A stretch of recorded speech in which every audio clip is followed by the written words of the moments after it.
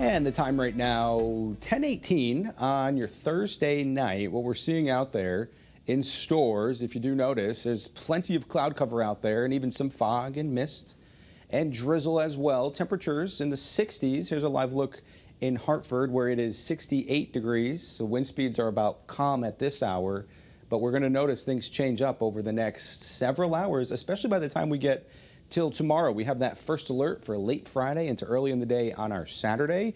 It's becoming windy throughout the day, gusts up and over 30 miles per hour. Tropical downpours will result in rainfall accumulations of an inch or two, maybe even more. Those isolated storms will certainly cause some problems later on in the day tomorrow. Satellite and radar does show that we have the remnants of Debby right now are certainly being more of an issue for areas farther towards the south. This is Debby, or at least what's left of it right now. We certainly will be tracking this as it makes its way up towards New England, though. It's going to cause some problems. Right now, the wind speed's about 35 miles per hour, but our first alert futurecast does show as Debby heads off farther towards the north, there's going to be a line of storms that forms tomorrow into the evening and the overnight hours. Not only is it associated with Debby, but this cold front will help to give just enough more lift that some of these storms could be on the severe side. The good news is, though, by the time you wake up on Saturday morning, besides a couple clouds, it's looking much better out there. First alert futurecast depicts those wind speeds anywhere from 30 to near 40 miles per hour. This is tomorrow evening.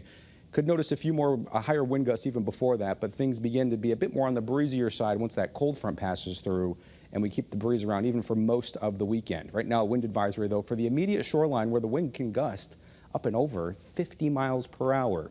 Certainly going to be breezy out there, very windy to say the least. Now, in terms of rainfall, an inch to about 3 inches, just a quick hitter.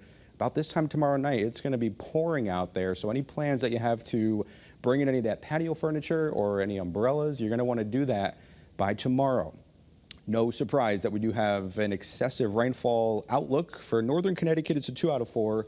Southern Connecticut, a 1 out of 4 marginal marginal risk, I should say. In terms of any severe weather, notice we have this green shading. Normally that it is a very low, but the tornado possibility in somewhere in southern New England is a bit elevated. So it's something we're going to be keeping an eye on tomorrow night.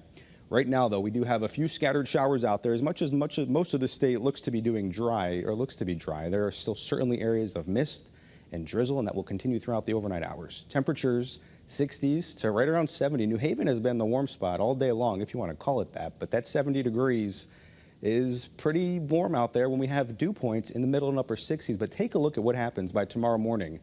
Our dew points, and when you go to bed tonight and then you feel the difference tomorrow morning, it's going to feel very tropical out there. A dew point of 77 in Chester is certainly something you'll notice change. Now, our forecast high temperatures throughout the day tomorrow is about 80 to 82 degrees. We'll have those downpours throughout the day, and then later on in the afternoon and evening as we're watching for the chance of some severe weather. It's not the highest threat, but it is something we'll be watching, and those wind speeds certainly will be increasing throughout the day. Your first alert 7-day forecast does show by the time we get past Saturday, we're going to notice less humidity, a bit breezy. It sticks with the breeziness even for Sunday.